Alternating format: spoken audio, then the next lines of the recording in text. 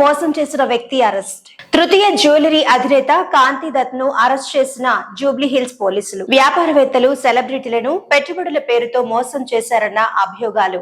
బాధితుల్లో సినీ వ్యాపార ప్రముఖులు, సెలబ్రిటీలు, వ్యాపారవేత్తలే లక్ష్యంగా మోసాలకు పాల్పడుతున్న జ్యువెలరీ వ్యాపారవేత్తను జూబ్లీహిల్స్ పోలీసులు అరెస్ట్ చేశారు. వాటాల పేరుతో మోసాలకు పాల్పడిన తృతీయ జ్యువెలర్స్ అధినేత కాంతి దత్ ను పోలీసులు అరెస్ట్ చేశారు. సస్టైన్ కార్డ్ అనే ఒక వ్యాపార సంస్థను ప్రారంభించి దానిలో సెలబ్రిటీల చేత పెట్టుబడులు పెట్టించి మోసగించాడనే ఆరోపణలు ఆయనపై ఉన్నాయి.